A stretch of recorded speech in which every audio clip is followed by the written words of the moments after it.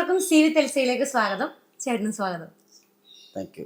എൻ്റെ വീട്ടിലേക്കും സ്വാഗതം. Thank you. ചേട്ടൻ സോഷ്യൽ മീഡിയയിലൊക്കെ കാര്യങ്ങളൊക്കെ അപ്ഡേറ്റ് ചെയ്യാറുണ്ടെങ്കിലും കുറേ നാളിങ്ങനെ ഒരു അനക്കം ഇല്ലാണ്ട് നിന്നിട്ട് പെട്ടെന്നാണ് എൻ്റെ ഭാര്യ വിവാഹിതയാകാൻ പോകുന്നു എന്ന് പറഞ്ഞിട്ട്. ഞാൻ അങ്ങനെ അപ്ഡേറ്റ് ഒന്നുമല്ല, എന്നാലും ഫോട്ടോസും കാര്യങ്ങളൊക്കെ ഷെയർ ചെയ്യാറുണ്ട്. ഉണ്ട്. അപ്പം ഫോളോ ചെയ്യുന്നതുകൊണ്ട് തന്നെ കാണാറുണ്ട്, ഫോട്ടോസ് ഒക്കെ കാണാറുണ്ട്. അപ്പം പെട്ടെന്നാണ് ഇങ്ങനെ ആ ഒരു ഇത് വരുന്നു, പിന്നെ ചേട്ടൻ അങ്ങനെ നിറഞ്ഞു നിൽക്കുന്നു. അപ്പോഴൊക്കെ ഇപ്പൊ അതിന്റെ വിശേഷവും കാര്യങ്ങളൊക്കെ എല്ലാരും കേട്ടു അല്ലേ? ഒരുപാട് പേരൊന്ന് വന്നു, സോഷ്യൽ മീഡിയ ഒട്ടുമിക്ക ചാനൽസും വന്നു. അതെ, എല്ലാവരും എല്ലാ പത്രങ്ങളിലും എല്ലായിടത്തും വന്നു, ഓൺലൈനിലും എല്ലാ ചാനലുകളിലും ഒക്കെ വന്നു. അന്നത്തെ ദിവസം ഭയങ്കരമായിരുന്നു, ആഘോഷമായിരുന്നു. ഇന്നലെ ബന്ധുക്കളെയൊക്കെ ക്ഷണിച്ചിട്ടുണ്ടായിരുന്നോ? ആരും ക്ഷണിച്ചില്ല, 3 പേരെ ഒപ്പിടാൻ വേണ്ടി ക്ഷണിച്ചതാ. പക്ഷെ എൻ്റെ ഈ പോസ്റ്റ് പെട്ടെന്ന് വൈറലായി. ഇതെൻ്റെ ഭാര്യ വിവാഹിതയാവുന്നു, വരൻ ഞാൻ തന്നെയാണ്. പക്ഷെ സോഷ്യൽ മീഡിയയിൽ വന്നു കഴിഞ്ഞപ്പോൾ ധർമ്മജൻ വിവാഹം കഴിക്കുന്നു. ഇപ്പോൾ എൻ്റെ വളരെ അടുത്ത കൂട്ടുകാരെ വിളിച്ചിട്ട് കുറേ പേര് ചീത്തയൊക്കെ പറഞ്ഞു. അവൻ എന്തിൻ്റെ വിഷമമാണ്, ഞാൻ 2 പിള്ളേരുകളല്ലോ ഇല്ല, ഭാര്യനെ ഉപേക്ഷിച്ചിട്ട്, പാവം ഭാര്യനെ ഉപേക്ഷിച്ചിട്ട് വേറെ കെട്ടാൻ വേണമെന്നൊക്കെ ചോദിച്ചിട്ട് ഭയങ്കര നമ്മുടെ അടുത്ത സുഹൃത്തുക്കളോടൊക്കെ അങ്ങനെയൊക്കെ ചോദിച്ചിട്ട് ഉണ്ടായിരുന്നു. ഇന്നലെ മിനിയാന്നാള് മിമിക്രി ആർട്ടിസ്റ്റ് അസോസിയേഷന്റെ ജനറൽ ബോഡി ആയിരുന്നു. ഇന്നലെ അമ്മ ജനറൽ ബോഡി ആയിരുന്നു. അവിടെയൊക്കെ ചെന്നപ്പോൾ എല്ലാവരും വളരെ പോസിറ്റീവായിട്ട്, സൂപ്പർ താരങ്ങളടക്കം എല്ലാവരും ഭയങ്കരമായിട്ട് ഭയങ്കര പോസിറ്റീവായിട്ടാണ് അതിനെ കണ്ടത്. അതങ്ങനൊരു തീരുമാനമായിരുന്നു. അങ്ങനെ എൻ്റെ അയൽവക്കത്ത് മാത്രം അറിയണ്ടല്ലോ എന്ന് തോന്നുന്നു, ബാക്കി എല്ലാ ലോകത്തുള്ള എല്ലാവരും അറിഞ്ഞിട്ട്. അയൽവക്കത്ത് ആരും അറിഞ്ഞില്ല, ഞെട്ടിപ്പോയി കാണുമല്ലോ രണ്ടുപേരും മാലയൊക്കെ ഇട്ട് വരുന്നുണ്ടപ്പോ. അല്ല, അതൊക്കെ അറിഞ്ഞോളൂല്ല. മക്കളെന്തു പറഞ്ഞു? അവര് ഭയങ്കര ഹാപ്പി ആയിരുന്നു. കാരണം അവര് സ്കൂളില് ഒക്കെ ഇത് അറിഞ്ഞല്ലോ, ഈ പോസ്റ്റൊക്കെ അറിഞ്ഞപ്പോ നിങ്ങൾ ഭയങ്കര ഭാഗ്യം ചെയ്ത പിള്ളേരാണ്, അച്ഛൻ്റെ അമ്മ കല്യാണം ഒന്നും കൂടി കാണാൻ പറ്റിയല്ലോ, മാല എടുത്ത് കൊടുക്കാൻ പറ്റിയല്ലോ എന്നൊക്കെ പറഞ്ഞിട്ട് അവരോട് ഭയങ്കര പോസിറ്റീവായിട്ടുള്ള. ആരും അവരോട് വേറെ മോശം ഒന്നാമത്തെ കാര്യം അവര് തന്നെ ഭയങ്കര ഹാപ്പിയാണ്. പിന്നെ നമ്മൾ ആരെയും നോക്കേണ്ട കാര്യമൊന്നുമില്ല. ഞങ്ങൾക്ക് ആരോടും പറയാനൊന്നുണ്ടായില്ല. ഞാൻ എൻ്റെ സ്വന്തം വീട്ടിൽ പോലും പറഞ്ഞില്ല. അമ്മ ഉണ്ടായിരുന്ന സമയത്തെ അമ്മ ആഗ്രഹിച്ചിട്ടുണ്ടോ നിങ്ങളിങ്ങനെ പറഞ്ഞിട്ടൊന്നുമില്ല? അല്ല, നമുക്കൊന്നും അങ്ങനത്തെ അതിൻ്റെ ഒരു ഇതറിയാൻ പാടില്ല. ലീഗലി ഇങ്ങനത്തെ ഒരു സംഭവം വേണമെന്നോ അതിനെപ്പറ്റിയൊന്നും അമ്മച്ചൊന്നും സംസാരിച്ചിട്ടില്ല. ശരിക്കും പറഞ്ഞാല് വിദ്യാഭ്യാസമുള്ള ഞങ്ങൾക്ക് തോന്നിയില്ല അത് ചെയ്യാനായിട്ട്. അതല്ല, അത് ചെയ്യാതെ തന്നെ ഇത്ര വർഷം ജീവിച്ചു, ഇനിയും ജീവിക്കാൻ പറ്റും. പക്ഷെ അത് നാളെ ലീഗലി പ്രോബ്ലംസ് ഒക്കെ വരുമ്പോൾ പിള്ളേരും എല്ലാവരെയൊക്കെ അത് ബാധിക്കും നാളെ ഒരിക്കല്. അതെല്ലാ കാര്യങ്ങൾക്കും, അതൊരു ഇൻഷുറൻസിന്റെ കാര്യത്തിലായാൽ പോലും, ഒരു വീടിന്റെ കാര്യത്തിലായാലും സ്ഥലത്തിന്റെ കാര്യത്തിലായി പോലും ഒക്കെ അതൊക്കെ ഭയങ്കര ബാധിക്കും. അപ്പം അതുകൊണ്ട് ഒന്ന് ലീഗലി ഒന്ന് ചെയ്തു വെച്ചെന്നേ ഉള്ളൂ. അത് വൈറലായ എല്ലാ പത്രങ്ങളിലും ചാനലുകളിലും വന്ന് അതിനോട് രണ്ടാമത്തെ കല്യാണം. അപ്പോൾ അതൊരു ട്രെൻഡായി. ഞാൻ അതിലൂടെ പറഞ്ഞിട്ടുണ്ടായിരുന്നു, ഇൻ്റർവ്യൂവിലൊക്കെ ഞാൻ പറഞ്ഞിട്ടുണ്ടായിരുന്നു, ഇതൊരു തുടക്കം നല്ലതാണ്. അതൊരു ലീഗലി ചെയ്യാത്തവർ, എൻ്റെ പോലെ ലവ് മാരേജ് ചെയ്തവർ ഒരുപാട് പേരുണ്ടാവും നാട്ടിൽ. അപ്പോൾ ലീഗലി ചെയ്യാത്തവർ ചെയ്യണം എന്നാണ് ഞാൻ പറഞ്ഞത്. അപ്പോൾ കുറേ പേര് അതിനെ ഇങ്ങനെ പോസിറ്റീവായിട്ട് കുറേ പേര് വിളിച്ച് ചോദിച്ചു അതിനെന്താ ചെയ്യേണ്ടത്, എന്താണ് അതിൻ്റെ പ്രൊസീജിയർ എന്നൊക്കെ ചോദിച്ചിട്ട് കുറേ പേര് ചോദിച്ചു. ചിലര് പഞ്ചായത്തിൽ പോയി ചെയ്താൽ മതിയോ, ഇത് ചെയ്താൽ മതിയോ, അല്ലെങ്കിൽ അമ്പലത്തിന്റെ മാത്രം ഇത് മതിയോ, അങ്ങനെയൊക്കെ കുറെ ചോദിച്ചിട്ട്. ഞങ്ങള് ക്രിസ്ത്യാനികളായ ഞങ്ങൾ എന്ത് ചെയ്യണം, മുസ്ലിംസായ ഞങ്ങൾ എന്ത് ചെയ്യണം പറഞ്ഞിട്ട് ചോദിച്ചു. അത് എനിക്കറിയാൻ പറ്റില്ല. ഞാൻ പറഞ്ഞത് ഞാനിങ്ങനെ ഒരു ക്ഷേത്രത്തിൽ പോയിട്ടാ താലി കിട്ടിയത്. ഒരു ദിവസം പോടമ്പലായിരുന്നു. ഞാനന്ന് അവിടുത്തെ ഭാരവാഹിക്കിട്ടിരിക്കുന്ന ടൈമായിരുന്നു. അന്നായിരുന്നു അവിടെ വെച്ചിട്ടായിരുന്നു താലി കിട്ടും കാര്യങ്ങളൊക്കെ. അത് ലീഗലി വലിയ ഗവൺമെന്റ് സംബന്ധമായിട്ട് അതൊന്നും വലിയ വാല്യൂ വളരെ കുറവുള്ള ആണോ. കല്യാണം കഴിച്ചു എന്ന് ചോദിച്ചാൽ വാല്യൂ ഉണ്ട്, അവിടെ റെക്കോർഡുണ്ട്. പക്ഷെ ഒരു ഗവൺമെന്റ് റെക്കോർഡ് എന്ന് പറഞ്ഞാൽ രജിസ്റ്റർ ഓഫീസിൽ പോയിട്ട് രജിസ്റ്റർ ചെയ്യുക എന്നുള്ളതാണ്. അപ്പൊ അതിന്റെ കൂട്ടത്തിൽ ഞങ്ങൾ ഒന്നും കൂടി ഒരു മാലയിട്ട് ഒന്നുകൂടി ഒന്ന് താലി. അന്ന് പുതിയ സാരിയൊക്കെ എടുത്തു കൊടുത്തോ? അന്ന് പുതിയ സാരി ഉണ്ടായിരുന്നു, പുതിയ മാല ഉണ്ടായിരുന്നു, എല്ലാം ചെയ്തു. അനുവിന് ഒരു ചമ്മലുണ്ടായിരുന്നോ? എന്ത് പറഞ്ഞു? നമ്മളങ്ങനെ ചമ്മിട്ടൊന്നും കാര്യമില്ല. നമുക്കിത് ഭയങ്കര ആവശ്യമായിരുന്നു എന്ന് തോന്നിയപ്പോഴാണ് ഇത് ചെയ്തത്. അതിന് നാണിക്കേണ്ട കാര്യമൊന്നും ഉണ്ടായില്ല. പിന്നെ ഞങ്ങൾ ഒരുപാട് ക്ഷണിച്ചിട്ടൊന്നും ഉണ്ടായില്ല. ഇല്ല, അറിഞ്ഞു കേട്ട് വന്നവരാണ്. വന്നവരാണ് എല്ലാവരും. ഇത്രയും ചാനലൊന്നും വരുമെന്നൊന്നും ഞങ്ങൾ ചിന്തിച്ചിട്ടില്ലല്ലോ. പിറ്റേ ദിവസം ഞങ്ങൾ സാധാരണ നോർമൽ പോലെ ഓക്കെ. നടന്നു. പക്ഷെ ആൾക്കാർ വന്നപ്പോൾ ഞങ്ങളിവിടെ ഭക്ഷണവും കാര്യങ്ങളൊക്കെ വളരെ വിപുലമായിട്ട് അറേഞ്ച് ചെയ്ത് കൊടുത്തു. അത് പെട്ടെന്നുണ്ടായ ഒരു തീരുമാനമായിരുന്നു. നമുക്ക് ഒന്നര സുഹൃത്തുക്കളുള്ളതുകൊണ്ട് പെട്ടെന്ന് തന്നെ കാര്യങ്ങളൊക്കെ അറേഞ്ച് ചെയ്യാൻ പറ്റി. ഈ സിനിമയിൽ നിൽക്കുമ്പോൾ അല്ലെങ്കിൽ ചേട്ടൻ അതിനു മുന്നേ സ്റ്റേജിൽ ഒരുപാട് പരിപാടികൾ അവതരിപ്പിക്കുക, പ്രോഗ്രാംസ് ഒക്കെ ചെയ്യുമ്പോൾ ഇത് രണ്ട് സമയത്തുമുള്ള ലൈഫും അല്ലെങ്കിൽ കാഴ്ചപ്പാടുകളും തമ്മിലൊക്കെ ഒരുപാട് വ്യത്യാസമുണ്ട് അല്ലേ? അപ്പോൾ ഈ ഒരു രണ്ട് കാലഘട്ടത്തിലും ഉള്ള ആ ഒരു ധർമ്മജൻ എന്താണ്? ആ ധർമ്മജൻ, രണ്ട് കാലഘട്ടത്തിലുള്ള ധർമ്മജനിൽ ഇപ്പോൾ ഉള്ള ആൾ തമ്മിലുള്ള ആ ഒരു വ്യത്യാസം. നമ്മള് ചിന്തകളിൽ വ്യത്യാസം വന്നിട്ടില്ല, നിലപാടിലും വ്യത്യാസം വന്നിട്ടില്ല. ഈ കാലഘട്ടം വ്യത്യാസപ്പെട്ടല്ലോ. അത് എവിടെ എന്ന് പറഞ്ഞാൽ സ്കൂളിൽ തുടങ്ങിയതാണ് ഈ പരിപാടി.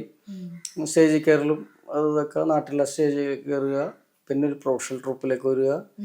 അപ്പം അന്നൊക്കെ എന്ന് പറഞ്ഞാൽ ഒരു പ്രതിഫലത്തിൻ്റെ കാര്യത്തിലും വളരെ വ്യത്യാസമാണ്. കാലഘട്ടം മാറിയതിൻ്റെ കൂടെ തന്നെ അന്നൊരു 125 രൂപക്കൊക്കെയാണ് ഒരു സ്റ്റേജ് പ്രോഗ്രാമിന് ഇവിടുന്ന് തിരുവനന്തപുരത്ത് പോയിട്ട് തിരിച്ചു വരാൻ നേരത്ത് കിട്ടുന്നത് 125 രൂപയാണ്. പക്ഷെ മിക്കവാറും ഒക്കെ 2 പ്രോഗ്രാമൊക്കെ വെച്ചിട്ടുണ്ടാകുന്ന ഒരു ട്രൂപ്പിലായിരുന്നു ഞാൻ പറഞ്ഞിരുന്നത്. അപ്പം അവിടെ നിന്ന് 250 രൂപ നമുക്ക് പേയ്മെൻറ്റ് കിട്ടുന്ന ഒരു കാലഘട്ടത്തിൽ നിന്ന് പേയ്മെൻറ്റിന് വളരെ വ്യത്യാസം വന്നു. പിന്നെ അതുവഴി നമ്മൾ കാസറ്റിൻ്റെ ഒക്കെ ഒരു കാലഘട്ടത്തിലായിരുന്നു ഞാനൊക്കെ വന്നത്, ഓഡിയോ കാസറ്റിൻ്റെ ഒരു കാലഘട്ടത്തിൽ. അപ്പോൾ ഓഡിയോ കാസറ്റിലൊക്കെ പങ്കെടുക്കാൻ പറ്റി.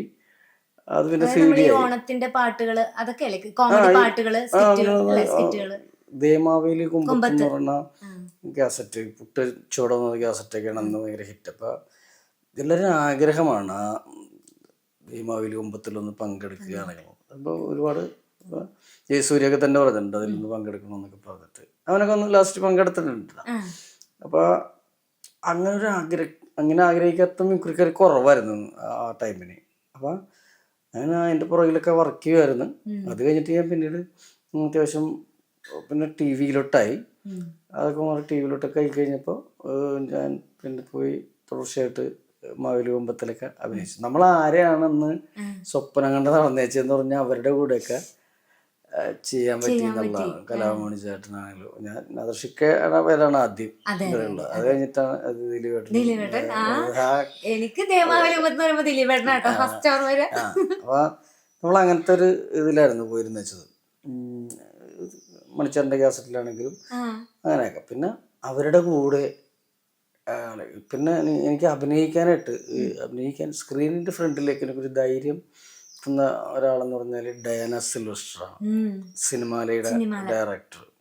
പിന്നെ എൻ്റെ ഒരു ആശാനം ഉണ്ടായിരുന്നതും എന്നെ പ്രൊഫഷണൽ സ്റ്റേജിലേക്ക് കൊണ്ടുപോകുന്നത് സുബ്രഹ്മണ്യം പുൽകട്ടി എന്ന് പറഞ്ഞ എൻ്റെ ഒരു ഗുരുവാണ്. പിന്നെ ഉള്ളൊരു ഗുരുക്കന്മാർ കുറച്ച് പേരുണ്ടാവില്ല, നമ്മൾ കടപ്പാടുള്ള ആൾക്കാരിൽ പെട്ട ഒരാളാണ്. 10 വർഷം ഞാൻ അദ്ദേഹത്തിൻ്റെ കൂടെ ഉണ്ടായിരുന്നു, തോമസ് തോപ്പിൽക്കുടി എന്ന് പറഞ്ഞിട്ട്. അത് കഴിഞ്ഞിട്ടൊക്കെയാണ് ഞാൻ അതൊക്കെ സിനിമാലയിൽ വരുന്നത്. അപ്പോൾ സിനിമാലയിൽ വരുമ്പോഴാണ് എന്നെ ഡയാന സിൽവസ്റ്ററാണ് എന്നെ അഭിനയിക്കാനായിട്ട് മുമ്പിലേക്കൊക്കെ നിർത്തി കോൺഫിഡൻസ് തന്നത്. ഓഡിഷനൊന്നുമില്ല. ഞാൻ അപ്പോഴേക്കും അത്യാവശ്യം എഴുതുമായിരുന്നു. ഞാൻ 3 മെഗാ സീരിയലുകൾ എഴുതി. ചെറിയ ഒന്ന് തോമസ് തോപ്പിൽക്കുടി അടിച്ച് തന്നിട്ടായിരുന്നു എഴുതിയത് 8 സുന്ദരികളും ഞാനും. പണ്ടത്തെ ഭയങ്കര ഏറ്റവും കൂടുതൽ ഏറ്റവും കൂടുതൽ എപ്പിസോഡുകൾ പോയി. ജാഫർ ഇടുക്കിയൊക്കെ മണിയമ്പൽ രാജു ഭയങ്കര ഇതായിരുന്നു.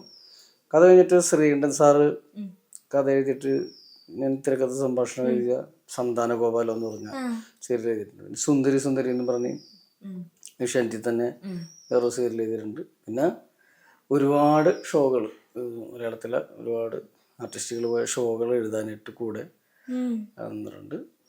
പിന്നെ 5-8 വർഷം സിനിമയിൽ എഴുതാനും അഭിനയിക്കാനായിട്ടുണ്ടായിരുന്നു.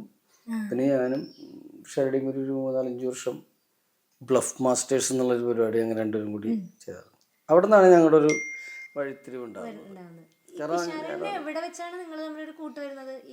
സിനിമ ഞാൻ നേരത്തെ കണ്ടിട്ടുണ്ട്. അന്നൊരു ഫിലിം ചേംബർ എന്ന് പറഞ്ഞിട്ട് സംഘടന ഉണ്ടായിരുന്നു. സംഘടന ഒരു വാർഷികത്തിനോ എന്താണെന്ന് വെച്ചിട്ടാണ് ഞാൻ ആദ്യമായിട്ട് കാണുന്നത്. പിന്നെ എൻ്റെ പ്രോഗ്രാം അതിന് മുമ്പ് ഇവൻ്റെ വീടിൻ്റെ അടുത്ത് സ്റ്റേജിൻ്റെ ഫ്രണ്ടിൽ നിന്ന് കണ്ടിട്ടുണ്ട്. ഓ ആ അത് വെള്ളൂർ അവരുടെ ഒരു ന്യൂസ് പ്രിന്റ് ഫാക്ടറി ഉണ്ട്, അവിടുത്തെ പ്രോഗ്രാമിന് പോയപ്പോൾ അവനത് കാണാനൊക്കെ വന്നിട്ടുണ്ട്. അത് കഴിഞ്ഞിട്ടാണ് പിന്നെ വരുന്നത്. അപ്പോഴേക്കും അവൻ സലീം കുമാറിൻ്റെ ട്രൂപ്പിൽ ഒക്കെ ആയി. അതൊക്കെ കഴിഞ്ഞിട്ടാണ് സിനിമാലയിൽ വരുന്നത്. സിനിമാലയിൽ വെച്ചിട്ടാണ് ഞങ്ങൾ കണ്ടുകൊണ്ടിരുന്നത്. സിനിമാലയിൽ വെച്ചിട്ട് ഞങ്ങൾ രണ്ടും കൂടി കുറേ എപ്പിസോഡുകൾ എഴുതി. അതൊക്കെ ഭയങ്കര ഹിറ്റ് എപ്പിസോഡുകളായിരുന്നു. എന്നിട്ട് ഒരുപാട് രാജ്യങ്ങൾ സന്ദർശിക്കാനും ഒരുപാട് രാജ്യങ്ങളിൽ പോകാനൊക്കെ പറ്റിയത്. ഞാൻ പിഷാരടിയും കൂടി എനിക്ക് തോന്നുന്നു ആ കാലഘട്ടത്തിൽ ഞങ്ങളുടെ ഭാര്യമാരുടെ കൂടെ കിടന്നതിനെക്കാട്ടും കൂടുതൽ ഞാനും അവനും കൂടി കിടന്നിട്ടുണ്ട്. അതെ, ഷോസ് ചെയ്യണോണ്ട് അങ്ങനെ ആയിരുന്നു. എപ്പോൾ പോയാലും അവിടെ പോയാലും 2 റൂം എടുത്താലും റൂമിൽ തന്നെ കിടക്കുള്ളൂ എന്നൊക്കെ പറഞ്ഞത് ഭയങ്കര അടുപ്പമാണ് രണ്ടുപേരും കൂടി അല്ലേ? അടുപ്പം ഇതുവരെ വഴക്കിട്ടിട്ടില്ല. അങ്ങനൊരു ഇതുണ്ടായിരുന്നു. ഞങ്ങൾ ആരും തമ്മിൽ വഴക്കിട്ടിട്ടില്ല. അങ്ങനെ വെറുതെ എന്തെങ്കിലുമൊക്കെ അങ്ങനെ പറയുന്നല്ലാതെ വഴക്കിലേക്ക് എത്തുന്ന ഒരു ഡയലോഗ് പോലും വന്നിട്ടില്ല ഇതുവരെ ഞങ്ങളുടെ ഇടയെന്ന് ആരുടെ അടുത്തൊന്നും ഉണ്ടായിട്ടില്ല. ഞങ്ങളുടെ ഒരു ചേട്ടൻ എന്ന് പറയുന്ന ഇത്തിരി പ്രായത്തിലും മുത്തുള്ള ഒരാളെന്ന് പറഞ്ഞാല് സാജമുള്ളൊരുത്തിയാണ്. പുള്ളി ഞങ്ങളൊക്കെ വഴക്കൊക്കെ പറയും, എന്നാലും അതിന് വഴക്കല്ല. രാനിയന്മാരോട് പറയണ പോലെയുള്ള അത്ര അങ്ങനെയൊക്കെ ഉള്ളൂ. എന്താന്ന് ഞാനും വിഷാരിയും നോക്കിക്കഴിഞ്ഞാല് അവനൊറ്റക്ക് നിന്നപ്പോഴും ഒന്നും ആയിരുന്നില്ല, ഞാനൊറ്റക്ക് നിന്നപ്പോഴും ഒന്നും ആയിരുന്നില്ല. ഞങ്ങൾ ഒരുമിച്ച് നിന്നപ്പോഴാണ് ഞങ്ങൾക്കൊരു ഗുണമുണ്ടായത്. ആ ഗുണം ഞങ്ങൾക്ക് പിന്നീട് അവിടെ നിന്നാണ് സിനിമയിലേക്ക് ദിലീപേട്ടൻ എന്നെ കൈ പിടിച്ച് കൊണ്ടുവരുന്നത്. നമ്മുടെ ദിലീപേട്ടന്റെ ആ ഒരു സ്നേഹത്തില് ഒരുപാട് മൂവീസ് നിങ്ങൾ ഒരുമിച്ച് ചെയ്തിട്ടുണ്ട്. ഒരുപാടൊന്നുമില്ല, ചെയ്തതൊക്കെ സ്നേഹത്തിലായത്, വഴക്കിട്ടൊന്നും ചെയ്തിട്ടില്ല. സ്നേഹത്തോടുകൂടി എനിക്ക് വരുമ്പോൾ നല്ല സംഭവങ്ങൾ വരുമ്പോൾ തന്നിട്ടുണ്ട്. ചിലതിൽ അഭിനയിക്കാൻ പറ്റിയിട്ടില്ല. ലൈഫ് ഓഫ് ജോസൂട്ടിൽ എന്നെ വിളിച്ചിട്ടുണ്ടായിരുന്നു. 2 കൺട്രീസിൽ ഒരു റോളിൽ എന്നെ വിളിച്ചിട്ടുണ്ടായിരുന്നു. പിന്നെ അല്ലാണ്ട് തന്നെ ലാലേട്ടൻ്റെ പുലിമുരുകലിൽ എന്നെ വിളിച്ചിട്ടുണ്ടായിരുന്നു. നല്ല വേഷങ്ങളായിരുന്നു. ഒപ്പം എന്ന് പറഞ്ഞ സിനിമയിൽ വിളിച്ചിട്ടുണ്ടായിരുന്നു. കുറച്ച് തിരക്കിലായി പോയപ്പോ നമ്മൾ ഒരാളോട് വാക്ക് പറഞ്ഞാൽ പിന്നെ എത്ര വലുതാണെങ്കിലും പിന്നെ നമ്മള് മാറ്റി വെക്കാൻ പറ്റില്ല. പിന്നെ ആ ടൈമിനൊക്കെ കുറച്ച് പ്രോഗ്രാംസുകളൊക്കെ പിടിച്ചിടുമല്ലോ, അപ്പൊ അതിനൊക്കെ ഗ്യാപ്പ് കിട്ടാതെ വരിക. പുലിമുരുകനൊക്കെ വൈശാഖേട്ടൻ കുറെ നാളെടുത്തിട്ടൊക്കെയാണ് ചെയ്തത്. അപ്പൊ അതിൻ്റെ ഇടയിലൊക്കെ അന്ന് എൻ്റെ കൂട്ടുകാരൻ തന്നെയാണ് ആ വേഷം ചെയ്തത്. അപ്പൊ അവൻ തന്നെ കുറെ കഷ്ടപ്പെട്ടിട്ടൊക്കെയാണ് അവിടെ നിന്ന് ഇവിടെ നിന്നൊക്കെ ഓടിയിട്ട്. അവനും വലിയ തിരക്കുകൾ നമുക്ക് കാട്ടിച്ചാണ്. അപ്പൊ അതൊക്കെ അത്രയും തിരക്കിട്ടോടിയൊക്കെയാണ് അവനും ചെയ്തത്. അത് മുടങ്ങി അത് എടുക്കാൻ പറ്റാതെ പോകുമ്പോ പിന്നീട് നമ്മളതൊക്കെ നമ്മുടെ കൺമുമ്പിൽ കാണുവാണല്ലോ. ഇങ്ങനെ അതിന് നമ്മൾ സങ്കടപ്പെട്ടിട്ട് കാര്യമില്ല. നമുക്ക് വേണ്ടി എഴുതി വെച്ചേക്കണ നമുക്ക് കിട്ടുള്ളൂ എന്ന് പറഞ്ഞാലേ അങ്ങനെ ചിന്തിക്കാറുണ്ട്.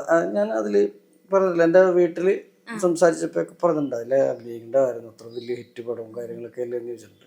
പക്ഷെ അതിന് എനിക്ക് അങ്ങനെ അത്ര വിഷമം തോന്നിയിട്ടില്ല. കാരണം ഞാനത് ആ ടൈമിന് അത്രയും സമയം എടുത്താണ് വൈശാഖേട്ടൻ അത് ചെയ്തത് വളരെ ഭംഗിയായിട്ട്. ആ ടൈമിനൊക്കെ ഞാൻ എന്തെങ്കിലും കാരണത്താൽ ഞാൻ കാരണം ലാലേട്ടൻ പോലുള്ള ഒരാളൊക്കെ കാത്തിരിക്കേണ്ടി വന്നാൽ ഭയങ്കര പ്രശ്നവും.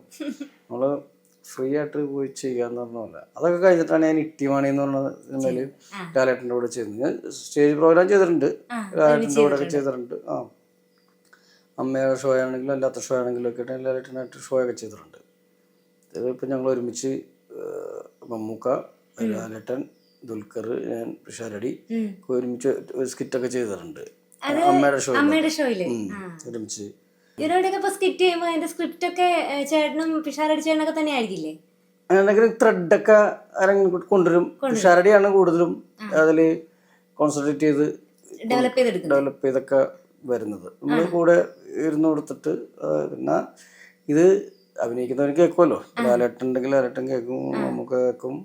പിന്നെ ഒരു ടീമൊക്കെ ഉണ്ടാവും. ഈ അമ്മ പോലത്തെ സംഘടനയൊക്കെ ആകുമ്പോൾ ഒരു ടീമൊക്കെ ഇരുന്ന് കേട്ട് അത് അങ്ങനെയാണെന്നൊക്കെ പറയുകയൊക്കെ ചെയ്യും. എന്നാലും ഈ കോമഡി ഒക്കെ വരുമ്പോ നമ്മള് ഇപ്പൊ മമ്മൂക്കനെ ലാലേട്ടനൊക്കെ ഒന്ന് പഠിപ്പിച്ചെടുക്കണമല്ലോ. നിങ്ങളാണോ ട്രെയിനിങ് അത് ഇങ്ങനെയാണ് പ്രാക്ടീസ് ചെയ്യുമല്ലോ. അപ്പം എന്തെങ്കിലുമൊക്കെ ഇങ്ങനെ കോമഡിയുടേതായ എലമെന്റുകൾ ഇടാൻ അല്ലെങ്കിൽ അത് ഇങ്ങനെ ചെയ്യുന്നൊക്കെ പറഞ്ഞ് ഇവരെയൊക്കെ കറക്റ്റ് ചെയ്യാറുണ്ടോ നിങ്ങൾ? ഒന്നല്ല, നമ്മള് വർഷങ്ങൾക്ക് മുമ്പേ ലാലേട്ടൻ്റെ പ്രോഗ്രാമിന് അങ്ങനെ പോയിട്ടുള്ളതാണ്. ഈ സ്റ്റോസ് വിജയൻ്റെ ഷോയിനൊക്കെ ഞാൻ കൂടെ ഉണ്ടിട്ടുള്ള ഇഷ്ടംപോലെ വലിയ വലിയ ആർട്ടിസ്റ്റുകളൊക്കെ അന്നും കൂടെ ഉണ്ടായിരുന്നു. സിദ്ദീഖ, ജഗദീഷ് ശ്രീകുമാർ, ഇന്ദ്രൻ ചേട്ടൻ, ഷീലാമ്മ, നവ്യ നായർ, രംഭ, വസുന്ധരദാസ്, നവ്യ നായർ തുടങ്ങി വലിയ ടീമായിരുന്നു. ജയറാമേട്ടൻ. അപ്പം അതൊക്കെ വലിയ ടീമിൻ്റെ കൂടെയൊക്കെ നമ്മൾ ചെയ്തിട്ടുണ്ട്. പിന്നെ ഇഷ്ടംപോലെ ഷോസ് എഴുതാൻ എന്ന് പറഞ്ഞിട്ടില്ലേ. അപ്പം നമ്മൾ പറയണം, അത് എങ്ങനെയാണെങ്കിൽ ഇങ്ങനെയൊന്ന് പറയണം. അത് അതിലൊന്നും അവരൊന്നും നമ്മളോടൊന്നും ഈ കടിക്കൊന്നുമില്ല. നല്ലത് പറഞ്ഞാൽ മതി. ചളി പറയുമ്പോൾ മാത്രം പ്രശ്നമുള്ളൂ. നല്ലത് പറഞ്ഞാൽ അത് എടുക്കും. അതിപ്പോൾ അവരവതരിപ്പിക്കാൻ പോണൊരു സംഭവത്തിൽ നമ്മളൊരു നല്ലത് പറഞ്ഞു കൊടുത്തു കഴിഞ്ഞാൽ സിനിമയിലായാലും ആരായാലും ഒന്നും കുഴപ്പമൊന്നുമില്ല. അതൊക്കെ അവർ ആക്സെപ്റ്റ് ചെയ്തോളും, അതനുസരിച്ച് ചെയ്യും. പിന്നെ ചേട്ടൻ എന്തെങ്കിലും ഇപ്പം പിഷാരടി ചേട്ടനായിട്ടുള്ള ഒരു സൗഹൃദം എന്നതിനപ്പുറം അതൊരു സഹോദര തുല്യമായ ഒരു ബന്ധമാണ്. അങ്ങനെയാണ് നമുക്ക് ഫീൽ ചെയ്യുന്നത്, അങ്ങനെയാണ് അറിയാവുന്നത് എല്ലാവർക്കും. അപ്പോൾ ചിലപ്പോഴൊക്കെ ഞാൻ ചിന്തിച്ചിട്ടുണ്ട്, ഇപ്പം ചേട്ടൻ ഇലക്ഷന് നിന്നു, അല്ലെങ്കിൽ ഇപ്പം വേറെ എന്തെങ്കിലും ഒരു കാര്യം ചെയ്തു, അപ്പം അതിൽ നിന്ന് കുറെ വിഷമിച്ചിട്ടുണ്ട്. ചേട്ടനൊരു സങ്കടം അല്ലെന്ന്, ചേട്ടൻ ഉള്ളിൽ വിഷമിച്ചിട്ടുണ്ടോ എന്ന് എനിക്കറിയില്ല. ചിലപ്പോൾ ചേട്ടൻ അതൊക്കെ ഭയങ്കര സ്പോർട്സ്മാൻ സ്പിരിറ്റിലൊക്കെ അങ്ങനെ എടുത്തിട്ടുണ്ടാവും. പക്ഷെ എനിക്ക് തോന്നിയിട്ടുണ്ട്, പേഴ്സണലി ഇങ്ങനെ തോന്നിയിട്ടുണ്ട്, പിഷാരടി ചേട്ടൻ ഇതൊന്ന് പറഞ്ഞു കൊടുത്തുകൂടെ ധർമ്മൻ ചേട്ടനോട്, അത് ചെയ്യണ്ട അല്ലെങ്കിൽ ഇത് ചെയ്യണ്ട എന്നൊക്കെ. അങ്ങനെ ഇടപെടാറുണ്ടോ അല്ലെങ്കിൽ ചോദിക്കാറുണ്ടോ? ചോദിക്കാറുണ്ട്, പറയാറുണ്ട്. അതൊക്കെ ഞങ്ങൾ അങ്ങോട്ടും ഇങ്ങോട്ടൊക്കെ പറയാറൊക്കെ ഉണ്ട്. ഇലക്ഷനൊക്കെ നിന്നത് ഞാൻ ചെറുപ്പം തുടങ്ങി സംഘടനാപരമായിട്ട് വന്ന ആളാണ്. പിഷാരടി അടുത്ത കാലഘട്ടത്തിലാണ് അങ്ങനെ ഒരു പരിപാടിക്കൊക്കെ വരുന്നത്. ഞാൻ സ്കൂളിൽ തുടങ്ങി KSUവിൻ്റെ ഇതാണ്, യൂത്ത് കോൺഗ്രസിൻ്റെ ഇതാണ്. കോളേജിൽ പഠിക്കുമ്പോൾ KSUവിൻ്റെ ജില്ലാ സെക്രട്ടറി ആയിരുന്നു. അങ്ങനെ പരിപാടിയായിട്ട് കോൺഗ്രസിൽ സേവാദൾ എന്ന് പറഞ്ഞ സംഘടനയുണ്ട്, അതിൻ്റെ സ്റ്റേറ്റ് ബെസ്റ്റ് കേഡറ്റായിരുന്നു. അങ്ങനെയൊക്കെ വന്നതാണ്. എനിക്ക് പണ്ട് തുടങ്ങി ഇലക്ഷൻ എന്ന് പറഞ്ഞാൽ ഭയങ്കര സ്പിരിറ്റ് ആയിരുന്നു. ഒരു വലിയ വലിയ നേതാക്കളൊക്കെ വരുമ്പോൾ നമ്മുടെ അടുത്തായിരിക്കുള്ളൂ മൈക്രോഫോൺ അനൗൺസ്മെന്റ്. അതൊക്കെ വലിയ സ്പിരിറ്റ് ആയിരുന്നു. പിന്നെ പാർട്ടി പ്രവർത്തനം അത് താഴെ തട്ടിന്ന് തുടങ്ങി മറ്റേ മൈദകലയ്ക്ക് പോസ്റ്റർ ഒട്ടിച്ചു തുടങ്ങിയ ഇതാണ്. വീട്ടിലും അതൊരു കോൺഗ്രസ് കുടുംബമായിരുന്നു. അച്ഛൻ വളരെ വർഷക്കാലം മണ്ഡലം ഭാരവാഹിയൊക്കെ ആയിരുന്നു. ചേട്ടൻ അങ്ങനെയായിരുന്നു. ഞാൻ വന്നപ്പോൾ ഞാനും അത് എനിക്ക് കുടുംബപരമായിട്ട് കിട്ടിയ രാഷ്ട്രീയമാണ്. അതൊന്നും എൻ്റെ നിലപാടൊന്നും ഞാൻ മാറ്റി പിടിക്കുന്നില്ല. ഇല്ല. അതില് ഇപ്പം ഒരുപക്ഷെ ഇപ്പൊ ചേട്ടൻ ഇങ്ങനൊരു രാഷ്ട്രീയ പശ്ചാത്തലം ഉണ്ട്, അല്ലെങ്കിൽ ഇങ്ങനെ വളർന്നു വന്നതാണെന്ന് അറിയാത്ത എന്നെപ്പോലെയുള്ള കുറെ പേരുണ്ടാവും. അവരാണ് ചിന്തിക്കണം, അയ്യോ പാവം ചേട്ടന് അങ്ങനെ വന്നപ്പോ ചേട്ടനത് വിഷമായി കാണും, അത് വേണ്ടായിരുന്നു എന്നൊക്കെ. പക്ഷെ ചേട്ടൻ അങ്ങനെ എടുത്തിട്ടില്ല, അങ്ങനെ ചിന്തിച്ചിട്ടില്ല. ഞാൻ ഒരു CPM കോട്ടയിൽ പോയിട്ടാണ് 45 വർഷമായിട്ട് അവര് ജയിച്ചിട്ടിരിക്കുന്ന ഒരു മണ്ഡലത്തിൽ പോയിട്ടാണ് എനിക്കത്ര ലക്ഷം വോട്ട് ഞാൻ എറണാകുളത്തുനിന്ന് ബാലുശ്ശേരി പോയി നേടിയെടുത്തത്. അത് എന്നെ പോലുള്ള ഒരു പയ്യനെ കണ്ടിട്ട് ഇവരെന്തെല്ലാം ചെയ്യൂ, ഇവരെന്താ മ്യൂസിക് കളിച്ച് കണ്ടല്ലേ അവർക്ക് പരിചയമുള്ളൂ. അല്ലാണ്ട് ഞാൻ ഒരു രാഷ്ട്രീയ പ്രവർത്തകനായിട്ട് ചിലപ്പോൾ ചെയ്യാൻ പറ്റാത്തടത്തുനിന്ന് ഇത്ര വോട്ടുകൾ അവിടുത്തെ ജനങ്ങൾ എനിക്ക് തരിക എന്ന് പറഞ്ഞാൽ അത് നിസ്സാര കാര്യമല്ല. അതും ഇവിടെ നിന്ന് പോയിട്ട് ഇപ്പം എറണാകുളത്തുള്ള ഒരു ആൾക്കാർക്കാണെങ്കിൽ തന്നെ പിന്നെയും അവരുടെയൊക്കെ അങ്ങനത്തെ ഒരു പരിചയമുണ്ട്. അവിടെ ഞാൻ തീർത്തും പുതുമുഖമാണ്. അതുകൊണ്ട് എന്നിട്ട് പോലും എനിക്ക് വേണ്ടി അവിടെയുള്ള ഒരുപാട് പേര് ഇറങ്ങി ലാഭമില്ലാതെ കഷ്ടപ്പെടുകയും പ്രവർത്തിക്കുകയൊക്കെ ചെയ്തു. അത്ര ലക്ഷക്കണക്കിന് വോട്ടുകളും പിടിച്ചു തന്നു. അപ്പം അതിലൊന്നും ഒരു നഷ്ടബോധവും എല്ലാവരും ജയിക്കുന്നില്ല. വലിയ വലിയ നേതാക്കൾ ഇപ്പം തന്നെ തോറ്റില്ലേ. അതൊക്കെ ഇങ്ങനെ വലിയ ആൾക്കാരൊക്കെ ഇഷ്ടംപോലെ തോറ്റ ചരിത്രം കേരളത്തിന് പറയാനുണ്ട്. അതിൻ്റെ ഇടയ്ക്ക് ധർമ്മയും പൊള്ളാട്ടിയൊന്നും സാരമാണ്. ഒരൊറ്റ പ്രാവശ്യമല്ലേ തോറ്റുള്ളൂ. അതെ, ഒരു തവണ നിന്നിട്ടുള്ളൂ. കോളേജിൽ പഠിക്കുന്ന സമയത്ത് കോളേജിൽ പഠിക്കുമ്പോഴൊക്കെ ഞാൻ ഇലക്ഷനൊക്കെ നിന്നിട്ടുണ്ട്. സ്കൂളിൽ പഠിക്കുന്ന ടൈമിലൊക്കെ ലീഡറൊക്കെ ആയിരുന്നു. അതൊക്കെ ആയിരുന്നു എൻ്റെ ആദ്യത്തെ തോൽവിയാണ് ഇത്. അത് ഇങ്ങനെ നിന്നത് കൊണ്ട് ആളുകൾ അറിഞ്ഞതേ ഉള്ളൂ. അതെ, ഇല്ലായിരുന്നെങ്കിൽ ഇപ്പൊ അത്ര വലിയ ഇത് കിട്ടാൻ പരസ്യമായിട്ട് രാഷ്ട്രീയം പറയുന്ന ആളാണ്. എന്റെ ഇലക്ഷനോടനുബന്ധിച്ചിട്ടൊക്കെയാണ് പിഷാരടിയൊക്കെ അങ്ങനെ വരികയും ഇതൊക്കെ ചെയ്തത്. അപ്പൊ അവൻ ഫുൾ ടൈം പ്രവർത്തകനല്ലെങ്കിലും കോൺഗ്രസിന് പ്രധാനപ്പെട്ട വേദികളിലൊക്കെ വരുന്നുണ്ട്. പിന്നെ അതും എൻ്റെ ഒരു തോന്നലായിരിക്കാം ചിലപ്പോൾ. അതങ്ങനെ ആണോ, ചേട്ടൻ അങ്ങനെ തോന്നിയിട്ടുണ്ടോ? അതായത് ധർമ്മൻ ചേട്ടൻ പലപ്പോഴും തെറ്റിദ്ധരിക്കപ്പെടുന്നതായിട്ട് തോന്നാറുണ്ട്, പിന്നെ ഫീൽ ചെയ്യാറുണ്ട് അല്ലേ? ഒരുപാടുണ്ട്. അത് നമ്മള് ഒന്നാമത്തെ കാര്യം, ഞാൻ എല്ലാവരെങ്കിലും ഇങ്ങനെ വിശ്വസിക്കും. അതെൻ്റെ ഒരു കണ്ണടച്ച് വിശ്വസിക്കാറുണ്ട്. പലരും അങ്ങനെ കുറേ നഷ്ടങ്ങൾ ഉണ്ടായിട്ടുണ്ട്. അത് മാനസികമായിട്ടും സാമ്പത്തികമായിട്ടും ഒക്കെ നഷ്ടം വന്നിട്ടുള്ള ഒരാളാണ് ഞാൻ. പക്ഷെ പറഞ്ഞിട്ടായിരുന്നു പിന്നെ നമ്മൾ മനഃപൂർവ്വം ദ്രോഹിക്കുക. ഇപ്പം ഓൺലൈൻ മീഡിയ ആണെങ്കിലും ആരൊക്കെ ആണെങ്കിലും കുറേ പിള്ളേർ ഇപ്പോൾ മൊബൈൽ ഉണ്ടെങ്കിൽ ഇപ്പോൾ ചാനൽ തുടങ്ങുന്ന കാലഘട്ടം ഇതുണ്ട്. ഞാൻ കുറെ ഞാനിപ്പോൾ രാഷ്ട്രീയം വേറെ ചെയ്തുകൊണ്ടൊക്കെ കുറെ രാഷ്ട്രീയത്തിന്റെ പേരിലുള്ള ഒരു നമ്മളെ എയറിലെടുക്കൽ ഉണ്ട്. പക്ഷേ വളരെ മ്ലേച്ഛമായിട്ട് പറയുക എന്ന് പറഞ്ഞാൽ ഞാൻ എൻ്റെ മൂത്ത പെൺകുട്ടി എൻ്റെ പൊക്കിയെടുത്ത് അപ്പൊ ഇളയാളൊരു ഫോട്ടോ എടുത്ത് അപ്പൊ ഞാൻ അതിനൊരു ക്യാപ്ഷൻ ഇട്ടു, വെയിറ്റ് ഇല്ല എന്ത് ക്യാപ്ഷൻ ചോദിച്ചപ്പോ എന്റെ ചെറിയ വിട്ടു. അപ്പൊ ഞാൻ വെറുതെ ഞാനങ്ങനെ കമന്റ് ബോക്സ് വായിക്കാത്ത ആളാണ്. ഞാൻ ഇങ്ങനെ വെറുതെ എന്തിനാണെന്ന് നോക്കിയപ്പോ ഒരാള് ഇട്ടേക്കുക, അവനെ വലിച്ചെറിഞ്ഞുകൊണ്ട് വല്ല തോട്ടിലും കളയാനുള്ളതെന്ന് പറഞ്ഞിട്ട്. അപ്പൊ ഞാൻ വെറുതെ നോക്കിയപ്പോ ഞാനങ്ങനെ ഒരൊറ്റരാക്കും നമുക്ക് വളരെ അടുത്ത ബന്ധമുള്ള ആൾക്കല്ലാതെ ഞാൻ ഇന്നവരെ മറുപടി അയച്ചിട്ടില്ല കമന്റ് ബോക്സിൽ വരുന്നതിൽ. വല്ലപ്പോഴൊക്കെ കേൾക്കാറുള്ളൂ. അപ്പോൾ ഞാൻ നോക്കിയപ്പോൾ അയാൾക്ക് എൻ്റെ മോളുടെ അത്ര ഉള്ളൊരു മോളുണ്ട്, ഒരു നല്ല ഭാര്യയുണ്ട്. അപ്പോൾ ഞാൻ അയാൾക്ക് തിരിച്ചൊരു മറുപടി ഇട്ടു, നിങ്ങളുടെ കുടുംബത്തെ കണ്ടു, നല്ല മോളാണ്, മിടുക്കിയാണ്, നല്ല കുടുംബം, നന്നായി വരട്ടെ എന്ന് പറഞ്ഞിട്ടു. അപ്പോൾ അവരോട് അയാൾ പോസ്റ്റും പിൻവലിച്ച് ആ വഴിക്കും പോയി കുറെ ചീത്തം കിട്ടു. അപ്പൊ അങ്ങനെ മനസാക്ഷി ഇല്ലാത്ത ക്രൂരമായിട്ടുള്ള കമന്റ് ഇടണവരോട് വലിയ ദേഷ്യമാണ്. ഞാൻ പച്ചക്കൊക്കെ പറഞ്ഞിട്ടൊക്കെ ഉണ്ട്. അത് എന്താണല്ലൊക്കെ അത് ഭയങ്കര മോശം പരിപാടിയാണ്. എന്തോരം രസമുള്ള എന്തോരം കോമഡികളാണ്. ഇപ്പൊ തന്നെ ഞങ്ങൾക്ക് മിമിക്രി ആർട്ടിസ്റ്റുകൾക്ക് സ്റ്റേജിൽ കയറി കളിക്കാൻ പേടിയെന്താണെന്ന് വെച്ചാൽ വാട്സപ്പിൽ തന്നെ അത്ര എൻ്റെ പകുതി പോലും കോമഡി ഇപ്പോൾ സ്റ്റേജിൽ അവതരിപ്പിക്കാൻ പറ്റുന്നില്ല എന്നുള്ളതാണ്. കലാകാരന്മാർക്ക് ഭയങ്കര കുറേ പേര് നമ്മൾ ഉണ്ടാക്കി എടുക്കുന്ന കോമഡി, നമ്മൾ വാട്സപ്പിൽ കാണുന്ന കോമഡി ഉണ്ട്, നമ്മൾ തന്നെ പൊട്ടിച്ചിരിച്ചു പോകണം. ഇഷ്ടം പോലെ കോമഡികളുള്ള കാലഘട്ടത്തിലാണ്. വെറുതെ ക്രൂരമായിട്ടുള്ള ഇങ്ങനത്തെ അതൊരു തമാശയും കൂടിയല്ല. എല്ലാവർക്കും മക്കളും ഭാര്യയും അമ്മയും സഹോദരിമാരൊക്കെ ഉള്ളതല്ലേ. അപ്പം അങ്ങനെ എന്താണ് അമ്മക്ക് എന്തോ ഒരു മനസുഖം കിട്ടായിരിക്കും ചിലപ്പോ. കാരണം അത് കാണുന്ന കുഞ്ഞിന്റെ മാനസികാവസ്ഥ ആണുങ്ങൾ മാത്രമല്ല പെണ്ണുങ്ങളും ചെയ്യാറുണ്ട് ചിലപ്പോ. എന്നൊക്കെ എന്തോരം ചീത്ത എന്നറിയാമോ പറയണത് പലരും. എന്ത് ഐഡിയ എന്നാണെങ്കിലും നമ്മളിവർക്ക് മറുപടി കൊടുക്കാൻ പോയാൽ അവർ വലുതായി പോകും. അതുകൊണ്ട് അത് നമ്മളെ അങ്ങനെ മൈൻഡ് ചെയ്യാതെ വിടും. അതങ്ങനെ പൊക്കോളും. തെറി കേൾക്കാനായിട്ട് ഇപ്പം എന്ത് ചെയ്യാൻ പറ്റും? അവർ ഈ കൂടി വിടണേ എൻ്റെ നേരിട്ട് വന്ന് പറഞ്ഞാലല്ലേ പ്രശ്നമുള്ളൂ. അതിൽ കൂടി വിടും. കമൻറ്റ് ബോക്സ് നോക്കണ കുറേ പേരുണ്ടാവും. ഞാനത് ശ്രദ്ധിക്കാറുമില്ല, പറയാറുമില്ല. ഇപ്പം എൻ്റെ വീട്ടിൽ ഇപ്പം എല്ലാവർക്കും ഈ സിനിമ ഭയങ്കര എളുപ്പ വഴിയാണ്, അഭിനയം ഭയങ്കര എളുപ്പ വഴിയാണെന്ന് തോന്നണം. ഇപ്പം വലിയ കുഴപ്പമില്ല. ഞാനൊക്കെ ഒരു 10 വർഷം മുമ്പ് വരുമ്പോൾ വരെ ചെറുതായിട്ട് ഒരു ബുദ്ധിമുട്ടുള്ള കാലഘട്ടമായിരുന്നു. അപ്പോൾ ആ ടൈമിലൊക്കെ എന്ന് പറഞ്ഞാൽ എൻ്റെ വീട്ടിൽ ഒരു അമ്മൂമ്മ കൊച്ചുമോനായിട്ട് വരും. എൻ്റെ ചേട്ടൻ്റെ കൂട്ടുകാരൻ്റെ അമ്മയാണ്. ആ അമ്മയുടെ മോനെ കൊണ്ടാണ് വരുന്നത്.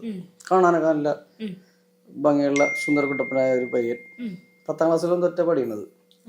അപ്പോൾ വന്നു വീട്ടിൽ ഇടയ്ക്ക് വന്നിട്ട് പറഞ്ഞു, മോനെ എൻ്റെ അച്ഛൻ്റെ കാര്യമൊക്കെ അറിയാമല്ലോ, ജോലിക്കും പോവില്ല, അങ്ങനെ പോവില്ല, ഇവനെങ്ങനെയെങ്കിലും കൊണ്ടുവന്ന് രക്ഷപ്പെടുത്ത് സിനിമയിൽ കൊണ്ടുപോയിട്ടുള്ളത്. ഞാൻ പറഞ്ഞു അങ്ങനെ പെട്ടെന്ന് സിനിമയിൽ കൊണ്ടുപോവുക കയറ്റുക എന്നൊക്കെ പറഞ്ഞാൽ എന്നെ സംബന്ധിച്ചിടത്തോളം പെട്ടെന്ന് നടക്കുന്ന പണിയല്ല. ഒന്നാമത് 10ാം ക്ലാസ് പഠിക്കണല്ലേ ഉള്ളൂ. പഠിക്കട്ടെ, എന്നിട്ട് നമുക്ക് നോക്കിയിട്ടൊക്കെ ആരെങ്കിലുമൊക്കെ കണ്ട് പറഞ്ഞ് അങ്ങനെയൊക്കെ അല്ലേ പെട്ടെന്ന് അങ്ങനെ സിനിമയിൽ കയറുള്ളൂ. അപ്പോൾ വൈഫ് ചായ കൊണ്ടുവന്ന് കൊടുത്തു. ചായ കുടിച്ചിട്ടിരുന്നിട്ട് ആണ് ഒരു ഡയലോഗൊക്കെ പഠിക്കുന്നത്. അപ്പം ഇവിടെ അങ്ങനെയൊക്കെ ഉണ്ടെങ്കിലൊക്കെ സിനിമയിൽ വന്നത് അങ്ങനെ പെട്ടെന്ന് പറഞ്ഞാൽ എനിക്ക് കൊണ്ടുപോയി വലിയ വേഷമൊന്നും കൊടുത്ത് രക്ഷപ്പെടുത്തുക എന്നൊക്കെ പറഞ്ഞാൽ എന്നെ കൊണ്ട് നടക്കുന്ന കാര്യമല്ല. അത് സംവിധായകരും അവരൊക്കെ വിചാരിക്കണം എന്നൊക്കെ പറഞ്ഞപ്പോൾ അവർ എൻ്റെ മുഖത്ത് നോക്കി എൻ്റെ വീട്ടിൽ നിന്ന് ചായയും കുടിച്ചിട്ട് എന്നോട് പറയുക, ഈ കാണാൻ കൊള്ളത്ത് ധർമ്മേനൊക്കെ സിനിമയിൽ വന്നല്ലോ, പിന്നെ ഇത് നല്ല സുന്ദരനല്ലേ.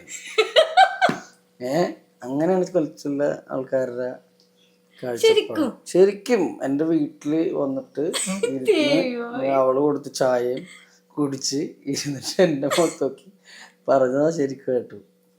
അങ്ങനെ പറഞ്ഞിട്ടുണ്ട്. അങ്ങനെ കുറെ പേര് പറയാറുണ്ട്. അതൊക്കെ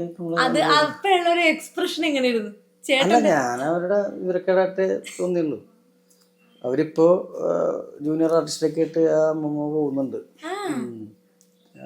പിന്നെ കാണാറുണ്ട്. പിന്നെ എൻ്റെ നാട്ടിലുള്ളതല്ലേ, അപ്പൊ അങ്ങനെയുണ്ട്. പിന്നെ ഒരു വീടിന്റെ അടുത്തുള്ള തന്നെ ഒരു മോഡീനമായിട്ടുള്ള ചെറുപ്പം പയ്യനാണ്. വെയിൽക്കെട്ടൊക്കെ ഉള്ളൊരു വീടാണ്. ഇങ്ങനെ നല്ല പന്തൊക്കെ തെറിച്ച് പോയാൽ മാത്രമേ ഒന്ന് പുറത്തേക്ക് ഇറങ്ങുള്ളൂ. അങ്ങനെയുള്ളൂ. വീട്ടിലാണെങ്കിൽ നല്ല ഫുഡും അതും ഇതൊക്കെ ആയിട്ട് എന്തോ വീട്ടുകാർക്കൊക്കെ പോകേണ്ട ചേച്ചിയാണ്. അപ്പൊ അവരിടക്കിടക്ക് ഞങ്ങൾ താമസിച്ചത് വാടകയ്ക്ക് താമസിച്ചതെന്ന് വെച്ചാൽ എൻ്റെ പുറയിലായിട്ട് എപ്പോഴും ഈ കുറി നടത്തുന്ന ആൾക്കാരെ. അപ്പൊ ഈ ചേച്ചി ഈ കൊച്ചിന്റെ അമ്മ ഇടക്കൊക്കെ വരും. സിനിമയിൽ ഒന്നുകൊണ്ട് എന്നൊക്കെ പറഞ്ഞിട്ട് ലോക മടിയനാണ്, ഇന്റർനാഷണൽ മടിയനാണ് ഞാൻ കൊണ്ടുപോകാൻ പറഞ്ഞത്. ഞാൻ ചോദിച്ചാ കുറെ നാളിങ്ങനെ വന്നു കഴിഞ്ഞപ്പോൾ ഞാൻ പറഞ്ഞു അവനെന്തെങ്കിലും ജോലിക്ക് വിടും, എൻ്റെ മടിയൊക്കെ ഒന്ന് മാറട്ടെ എന്നൊക്കെ പറഞ്ഞിട്ട് അവനൊരു വർക്ക്ഷോപ്പിൽ വിടാൻ തീരുമാനിച്ചു, ഒരു കാർ വർക്ക്ഷോപ്പിൽ. അങ്ങനെ കാർ വർക്ക്ഷോപ്പിൽ പോകാനായിട്ട് ഇവനടുത്ത് പിന്നെ പറഞ്ഞ് ബ്രെയിൻ വാഷ് ചെയ്തെടുത്ത് പോകാൻ തയ്യാറായി. വർക്കിംഗ് ഡ്രസ്സൊക്കെ എടുത്തു. ഒരു കാർ വർക്ക്ഷോപ്പിലാണല്ലോ, വർക്കിംഗ് ഡ്രസ്സൊക്കെ എടുത്ത് അതിനെക്കാട്ടിയും കൂടുതൽ ചോറും കറിയും എടുത്തു. അതിന് പോകാൻ വേണ്ടി ചെമ്മീനെടുത്ത് ജാള വറുത്തതും കറിയൊക്കെ ഇട്ട് അതും ഒരു ലോഡ് സാധനമൊക്കെ എടുത്തിട്ട് പോയി. ആദ്യത്തെ ദിവസം ജോയിൻ ചെയ്യാനേ അവിടെ. ചെറിയ വർക്ക്ഷോപ്പാണ്. അയാൾ വർക്ക്ഷോപ്പിലെ ഓണർ സാധാരണ പോലെ തന്നെ അവിടെ ചെന്ന് തുടങ്ങണ പോലെ തന്നെ ഒരു കാറിൻ്റെ അടിയിലേക്ക് കയറിയിട്ട് എന്തോ അഴിക്കാൻ പിടിക്കുകയൊക്കെ ചെയ്യുന്നുണ്ട്. ഇങ്ങനെയാണെന്ന് അഴിക്കാൻ പിടിക്കുകയൊക്കെ ചെയ്യുന്നുണ്ട്. അപ്പോൾ ഇവൻ ഡ്രസ്സൊക്കെ മാറി നിൽക്കണമല്ലോ. അപ്പോൾ ഇയാൾക്ക് പെട്ടെന്ന് ഒരു സ്പാനറിൻ്റെ ആവശ്യം വന്നപ്പോൾ അയാൾ അടിയിൽ നിന്ന് കാറിൻ്റെ അടി കിടന്നിട്ട് പറഞ്ഞ് മോനെ 20-21 സ്പാനറിങ് എടുത്തതെന്ന് പറഞ്ഞു. അപ്പോൾ ഇവൻ കുമ്പിട്ട് നിന്നിട്ട് അയാളോട് ചോദിക്കണേ, ഇപ്പം ഞാൻ വന്നില്ലായിരുന്നെങ്കിൽ എന്ത് ചെയ്താണ്. അയാൾ അപ്പം തന്നെ എടുത്തിട്ട് പോയിക്കൊന്ന് പറഞ്ഞു വിട്ടു. അങ്ങനത്തെ മടിയന്മാരാണ് സിനിമ കൊണ്ടുപോകണം പറഞ്ഞ് വീട്ടിൽ കൊണ്ടുള്ളത്. ശരിക്കുള്ള കേട്ടോ, ശരിക്കുള്ള കഥകളാണ്. ഇതൊക്കെ സ്കിറ്റിലൊക്കെ കേട്ടാറുണ്ടോ? സ്കിറ്റിലല്ല, കഥ പറയുമ്പോഴൊക്കെ അതുണ്ട്. ഞാൻ എൻ്റെ സ്കിറ്റുകളൊക്കെ കൂട്ടി വെച്ചിട്ട് ബുക്ക് എഴുതണം എന്നൊക്കെ പറഞ്ഞു വെച്ചേക്കുന്ന കഥകളിൽ ഇതുണ്ട്. പിന്നെ കുറെ കഥകളൊക്കെ അങ്ങോട്ടൊക്കെ ഷെയർ ചെയ്യാറുണ്ട് കൂട്ടുകാരൊക്കെ ആയിട്ടിരിക്കുമ്പോൾ. ചിലപ്പോഴൊക്കെ ചില കഥയൊക്കെ പറഞ്ഞു കഴിഞ്ഞാലേ നമ്മൾ ഒരു ലൊക്കേഷനിൽ ഈ കഥയൊക്കെ പറയുമല്ലോ, 2-3 പടമൊക്കെ കഴിഞ്ഞിട്ട് വേറൊരു ലൊക്കേഷനിൽ ചെല്ലാൻ നേരത്ത് ഈ കഥ നമ്മൾ പറഞ്ഞു കൊടുത്ത് കേട്ടാളുണ്ടല്ലോ, അതയാൾ ചെറിയ പേരൊക്കെ മാറ്റിയിട്ട് നമ്മളോട് തന്നെ പറയും. ഇങ്ങനെ ഒരു സംഭവം ഉണ്ടായിരുന്നു ഞങ്ങളുടെ വീടിൻ്റെ അടുത്ത് എന്നൊക്കെ പറഞ്ഞിട്ട്. ഞാൻ എന്നിട്ട് ഒരു ദിവസം എനിക്ക് സൈ ഇട്ടിട്ട് ഞാൻ പറഞ്ഞു, എൻ്റെ പൊന്നേട്ടാ ദൈവത്തെ ഓർത്തത് ഞാൻ പറഞ്ഞു തന്ന എൻ്റെ നാട്ടിലെ കഥയാണ്, നിങ്ങൾ എന്നോട് തന്നെ അത് പറഞ്ഞിട്ട്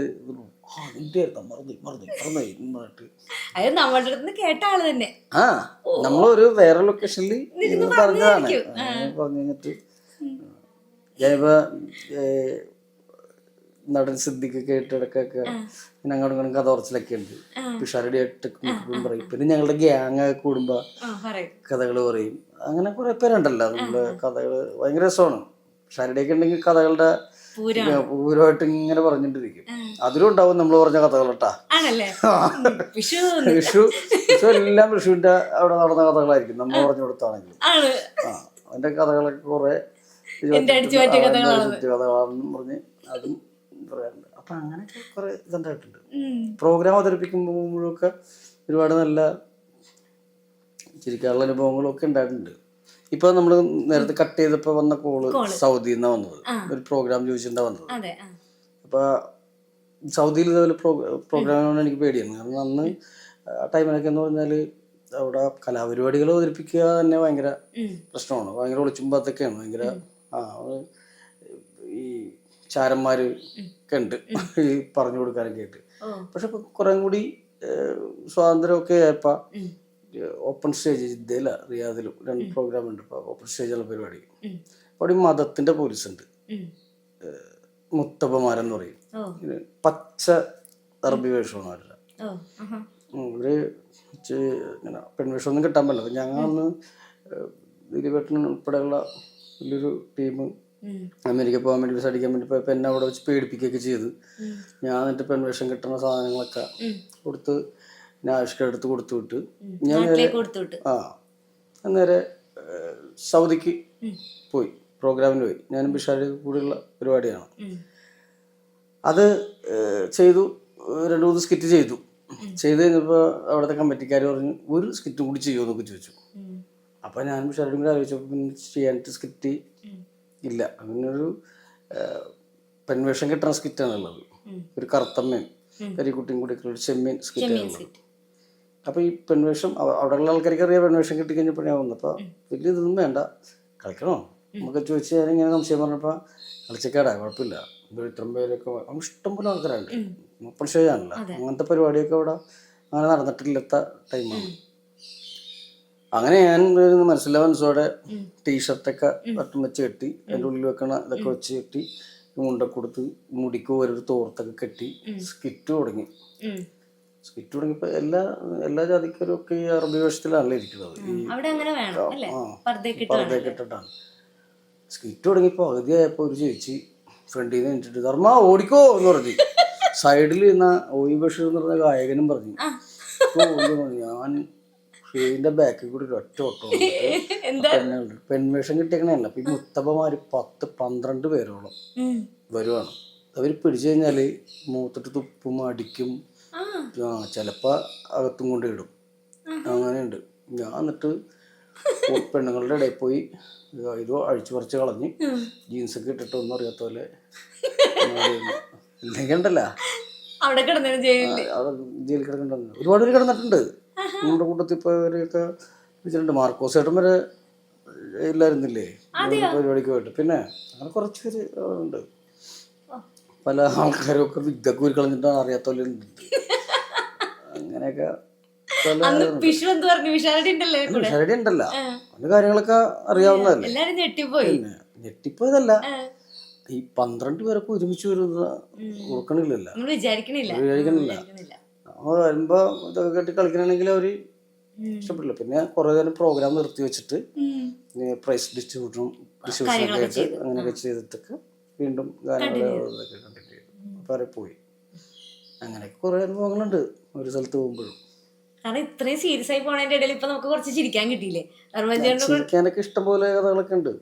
അതിങ്ങനെ ഇങ്ങനെ പരിപാടികൾക്ക് പോകുമ്പോ ഉണ്ടാവും.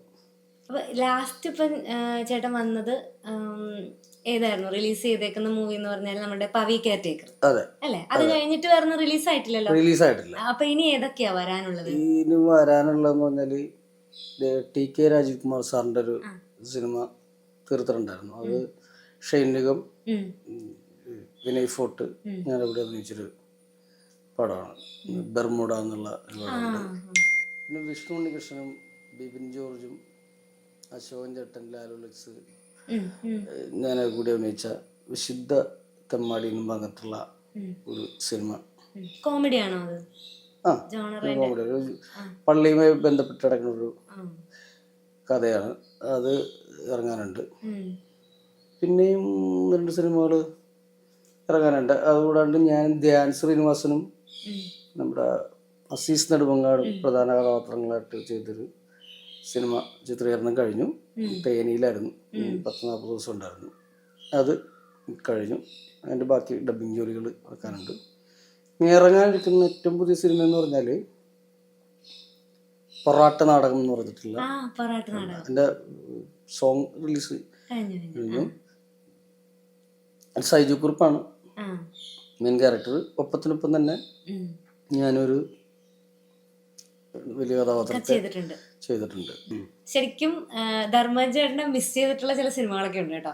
ചില സിനിമകൾ കാണുമ്പോൾ ഞങ്ങൾ പരസ്പരം പറയും അത് നമ്മുടെ ധർമ്മജൻ ചേട്ടന് ഒരു ആപ്റ്റ് ആയിട്ടുള്ള, അല്ലെങ്കിൽ നമുക്ക് അവിടെ ചിലപ്പോൾ ധർമ്മജൻ ചേട്ടന് ഓർമ്മ വരും ആ ക്യാരക്ടർ ധർമ്മജൻ ചേട്ടൻ ആയിരുന്നെങ്കിലും. അങ്ങനത്തെ കുറച്ച് സിനിമകളൊക്കെ നോട്ടബിൾ ആണെങ്കിൽ ചെറിയ വേഷം ചെയ്യണതിനോടും വലിയ കുഴപ്പമൊന്നുമില്ല. പിന്നെ ഇടക്കിടക്ക് അങ്ങനെ ഓരോ വിളി വരാൻ തുടങ്ങി. ഈ ഒരു സീൻ 2 സീൻ എന്നൊക്കെ പറഞ്ഞത് അത് വളരെ വേണ്ടപ്പെട്ടവരാണെങ്കിലും നല്ലതാണെങ്കിലും ഒക്കെ പോയി ചെയ്യും. അല്ലെങ്കിൽ ഇനി അങ്ങനത്തെ വേണ്ട എന്നുള്ളൊരു തീരുമാനം എടുത്തു. നല്ലതാണെങ്കിൽ ചെയ്യാം, അല്ലെങ്കിൽ വേണ്ട എന്നുള്ളത്. ഞാനിപ്പോൾ മൈ ബോസ് എന്ന് പറഞ്ഞ പടത്തിൽ ഒറ്റ സീനിലേ ഉള്ളൂ, ഒരു ചായക്കട സീനിൽ ദിലീപേട്ടനും മമതയും കൂടി വന്നിരിക്കുന്ന സീനിൽ. പക്ഷെ ആ സീൻ ആ പടത്തിൽ പുറത്തുനിന്നുള്ള ഒരു 2 സീനുള്ളത്, ഒന്ന് ഞാനും ദിനേശും ഒരു ഓട്ടോറിക്ഷക്കാരനായിട്ട് ചെയ്തേക്കുന്നതാണ്. അപ്പം ആ ഒരു സീൻ എപ്പോഴും ഈ കോമഡി എന്ന് ഓർത്തിരിക്കുമല്ലോ, ആരാണ് ആ സീൻ മറക്കണത്? അപ്പൊ അതൊരു വല്ലാത്ത അങ്ങനെയുള്ള സീനായിരുന്നു. സീൻ കിട്ടിക്കഴിഞ്ഞാൽ അത് അങ്ങനെയൊന്നും ഉണ്ടായിരുന്നില്ല ആ സീനിൽ. ഞാനും ദിലീപേട്ടനും കൂടി അവിടെ നിന്ന് പ്ലാൻ ചെയ്ത് അങ്ങനെ ആക്കി. അങ്ങനെ ആക്കിയതാണ്. അത് കുറച്ചേരം കൊണ്ട് എനിക്കത് അരമണിക്കൂർ ഷൂട്ട് ഉണ്ടായുള്ളൂ, അത്ര ഉണ്ടായുള്ളൂ. അത് ഞാനതിൻ്റെ ചായക്കടക്കാരൻ, വൃത്തികെട്ടൊരു ചായക്കടക്കാരൻ എന്ന് മാത്രമാണ് അതിൽ എഴുതിയുള്ളൂ. അത് കണ്ടിട്ട് മമതക്ക് ഇഷ്ടപ്പെടുന്നില്ല, അത് പോകുന്നതായിട്ടാണ്. അപ്പോൾ ദിലീപേട്ടൻ പറഞ്ഞു ഇങ്ങനെ പോരട്ടെ, എന്തെങ്കിലും ചെയ്യണോ അങ്ങനെ പറഞ്ഞ് പുള്ളി കുറേ ഇങ്ങനെ പറയും, ഞാൻ അങ്ങോട്ട് പറയും. അപ്പോൾ ഞാൻ പറഞ്ഞു ചേട്ടാ ഞാൻ കുറച്ച് കടികളുടെ പേരൊക്കെ പറഞ്ഞിട്ട് സ്പീഡിൽ പഠിച്ചിട്ടുണ്ട് ഒറ്റ എന്നൊക്കെ ചോദിച്ച് ഞാൻ അതിൻ്റെ കടികളുടെ പേരൊക്കെ എഴുതിയത് കാണാപ്പാടം പഠിച്ചു. എന്നിട്ട് ആ സീൻ ഒറ്റ സീനുള്ളൂ. പക്ഷേ എന്നും ഈ കോമഡി പരിപാടികൾ കാണിക്കുമ്പോൾ അതിൻ്റെ ക്ലിപ്പിങ്സ് വരാറുണ്ട്. പിന്നെ ആ സിനിമ എപ്പോഴും വരാറുണ്ട്. ആ സീനിനെ പറ്റി പറയാറുണ്ട്. ഇപ്പോഴും മമത എന്തെങ്കിലും പരിപാടിയൊക്കെ വെച്ച് കാണുമ്പോൾ മമത ഭയങ്കര ശരിയാണ് മമതക്ക്.